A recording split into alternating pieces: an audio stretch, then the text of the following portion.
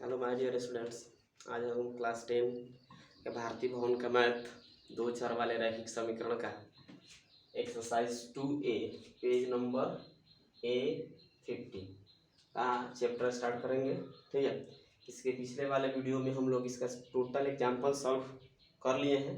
तो एक number question देखा जाए क्या कहता है। कर 3x - 2y + 1 = को संतुष्ट करते हुए रिक्त स्थानों को भरें। ठीक है, ये हमारा समीकरण दिया हुआ है और कह रहा है यहाँ पे जो रिक्त स्थान दिया गया है उसको भर देना है। ठीक है, तो सबसे पहले इक्वेशन हम लिख लेते हैं। तो इक्वेशन है 3x - 2y + 1 = 0। ठीक, तो यहाँ पहला वाला हम देखेंगे x का वैल्यू किसके बराबर है, 1 है। तो एक नंबर हम लेकर चलते हैं यहाँ से, x = कितना आ जाएगा 1। तो x के जगह हमको क्या करना है 1 रख देना है, हो जाएगा 3 × x - 2y + 1 = कितना आ जाएगा 0। 3 में 1 से मल्टीप्लाई करेंगे तो 3 - 2y + 1 = कितना है 0 होगा। 3 1 कितना होता है 4, ये हो जाएगा 2y, ये दोनों का ऐड कर देते हैं तो कितना हो गया 4 = 0।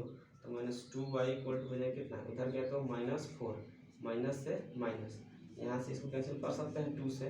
तो y का जो वैल्यू किसके बराबर है 2 आंसर है। ठीक है, यहाँ पर अगर लिखना चाहे तो हम 2 लिख सकते हैं। अब आते हैं इसका दूसरा पार्ट दिया है इसमें y = 5। इक्वेशन हमारा वही रहेगा 3x - 2y + 1 = 0। हो जाएगा 3x - 2y के जगह कितना रखना 5 + 1 = 0। हो जाएगा 3x - 10 + 1 = 0। हो जाएगा 3x - 9 = 0। तो 3x = कितना आ जाएगा, इधर आ गया माइनस में, उधर गया तो प्लस में, यहाँ से इसको कैंसिल कर लें 3 x = कितना निकल जाएगा 3। यहाँ पर x = 3 आंसर आ गया, यहाँ पर हम 3 लिख सकते हैं। ठीक है, तो इस प्रकार ये पहला क्वेश्चन कंप्लीट। अब हम लोग देखेंगे क्वेश्चन नंबर इसका 2। कह रहा है कि निम्नलिखित में सही गलत कथनों को पहचानें। यहाँ पर कुछ कथन दिया गया है, हमें क्या करना है इसमें गलत और सही को चुनना है, बताना है कि कौन सही है और कौन गलत है।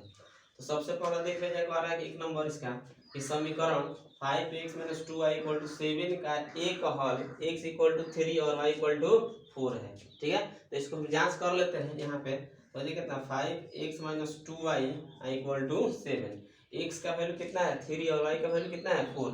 यहाँ हम रख के देख लेते हैं, अगर इसके इक्वल आ जाता है, बराबर आ जाता है तो है, नहीं आया तो नहीं है।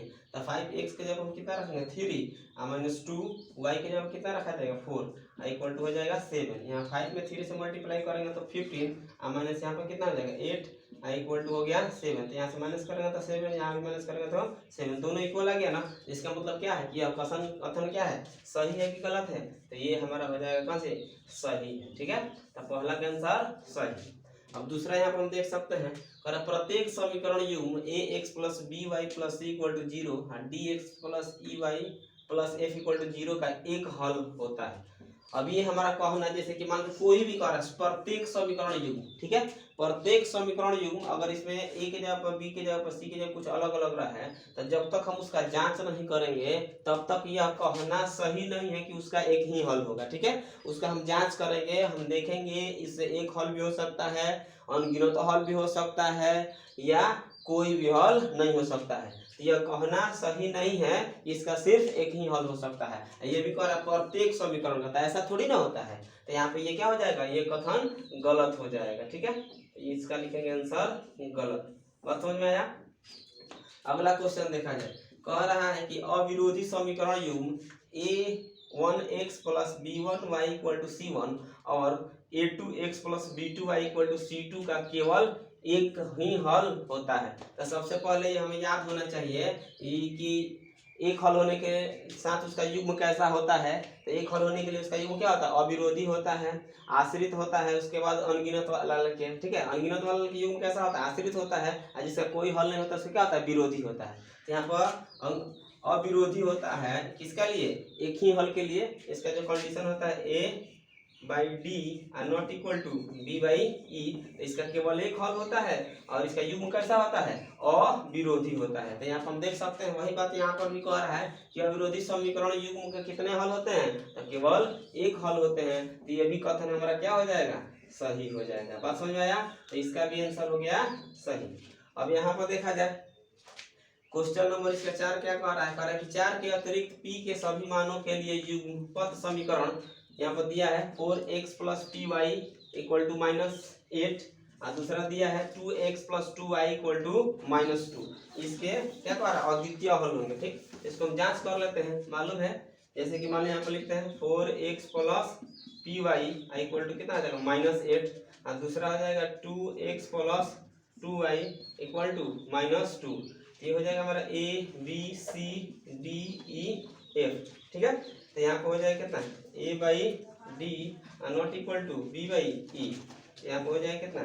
4/2 = P/2। कैसे 2 से 2 कैंसिल, P = कितना आ गया? 4 है ना।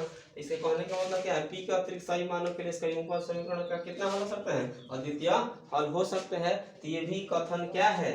लगभग सही है। इसका भी आंसर क्या हो जाएगा? सही हो जाएगा। बात समझ में आया? चलो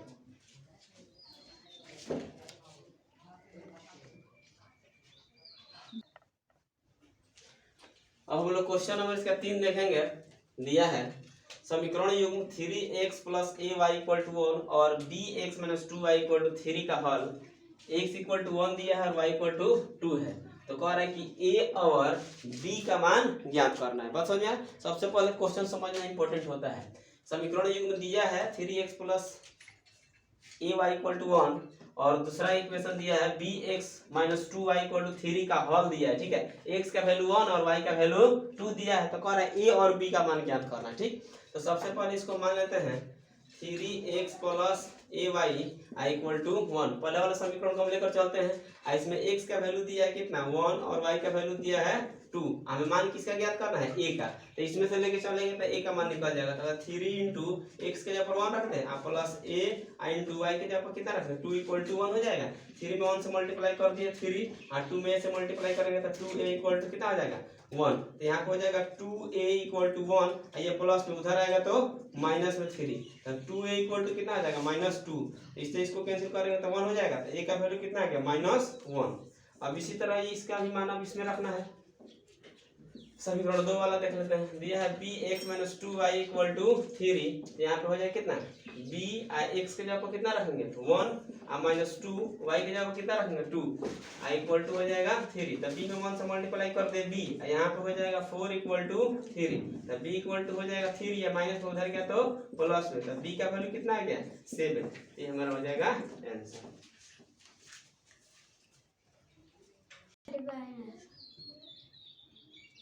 चलो अब इसके बाद हम लोग इसका क्वेश्चन नंबर 4 देखते हैं।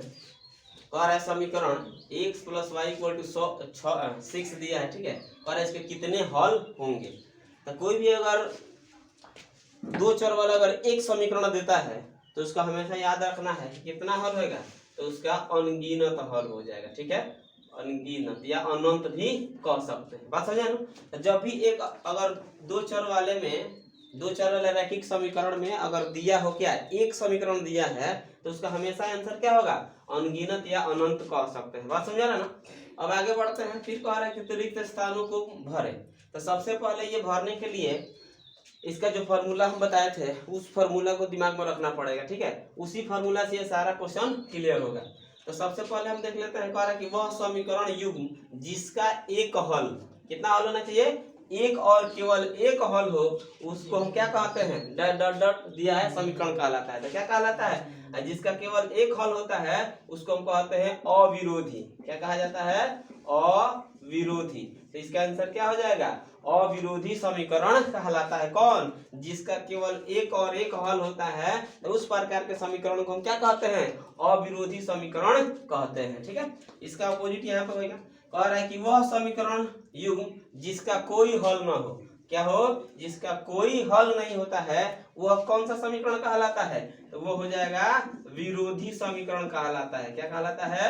विरोधी समीकरण। ठीक है, तो जिसका कोई हल नहीं हो उसको विरोधी कहते हैं और जिसका केवल एक हल हो या एक हल हो उसे क्या कहा जाता है? अविरोधी कहा जाता है। ठीक है, अब क्वेश्चन नंबर हम 6 का पहला देखते हैं। कह रहा है कि युगपत समीकरण 2x + 3y = 8 और दूसरा इक्वेशन दिया है 4x + 6y = 7 कि कितने हल होंगे? तो सबसे पहले हम इक्वेशन लिखते हैं यहाँ पे 2x + 3y = दिया है 8। दूसरा इक्वेशन है 4x + 6y = दिया है 7। इसको देखना है तो हम इसको क्या मानते हैं a b c, ये हो जाएगा d e f। फॉर्मूला हम देख लेते हैं a/d = b/e = c/f, यही ना फॉर्मूला होता है। अब इस पर रख के जांच किया जाए a/d, तो a का वैल्यू कितना है 2 और d का वैल्यू कितना दिया है 4 इक्वल। उसके बाद देखते हैं b/e हो जाएगा कितना 3/6 इक्वल कितना हो जाएगा c/f यानी कि 8/7। अब यहाँ से काट के देख लिया जाए, ये इससे कटेगा 2, यहाँ भी कटेगा तो 2, ये तो नहीं कटेगा ना, इसका वैल्यू है 1/2 इक्वल टू 1/2 और नॉट इक्वल टू 8/7। तो ये फॉर्म किस फॉर्म में आ गया, तो लिखेंगे a/d इक्वल टू b/e और नॉट इक्वल टू c/f, क्योंकि यह इसके रूप में है। ठीक है, जब ये इसके रूप में होता है तो इसका कितना हल होता है, तो इसका कोई हल नहीं होता है। तो लिख देंगे इसका कोई हल नहीं होगा। ठीक है, तो ये फॉर्मूला जो है थोड़ा सा दिमाग में रखना पड़ेगा, इसी से सारा क्वेश्चन इसमें का सॉल्व होगा। ठीक है,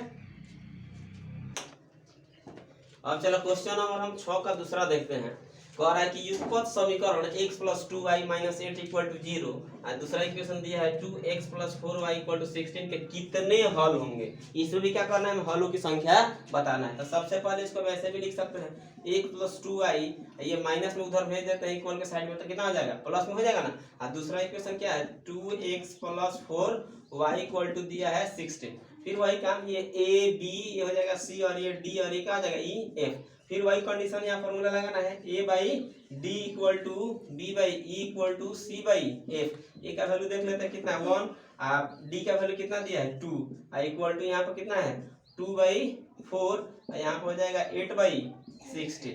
यहाँ से कैंसिल करेंगे 2, यहाँ से कैंसिल करेंगे 2, ये तब कैंसिल है 1/2 = 1/2 = 1/2। यहाँ पर तीनों इक्वल दिख रहा है ना, इसके लिए हम क्या लिखेंगे, क्योंकि यह a/d = b/e = c/f के रूप में है।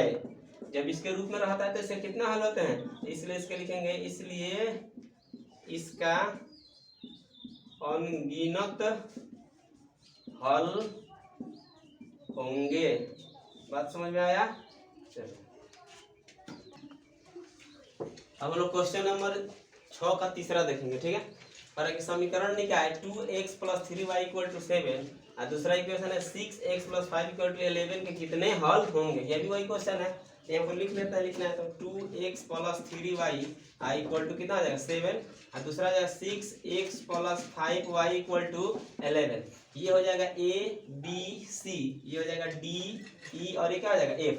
यहाँ फॉर्मूला हमको फिर वही लिखना है a/d = b/e = c/f। a का वैल्यू कितना दिया है 2/6 इक्वल टू कितना आ जाएगा 3/5। यही देख रहे हैं, यहाँ पर कट जाएगा ना 3 से, तो यहाँ पर इक्वल नहीं है तो आगे जाने की जरूरत भी नहीं है, तो हो जाएगा हमारा कितना 1/3 और नॉट इक्वल टू 3/5। यहाँ पर इक्वल नहीं दिख रहा है, इसलिए हम अगला स्टेप नहीं लिखेंगे, लिख भी सकते हैं लेकिन हमको इतना ही से मतलब है, जो बराबर नहीं है तो आगे बढ़ने की कोई जरूरत नहीं है। तो यहाँ हो जाएगा, तो लिखेंगे चूंकि यह a/d और नॉट इक्वल टू b/e के रूप में है। जब इसके रूप में है तो इसलिए इसका केवल एक हल होंगे। ठीक है, यदि मेरा वीडियो आपको अच्छा लगा हो तो लाइक करें, कमेंट करें और अपने दोस्तों में ज़्यादा से ज़्यादा शेयर करें। और मेरे चैनल पर यदि आप नए हैं तो मेरे चैनल को सब्सक्राइब करें। धन्यवाद।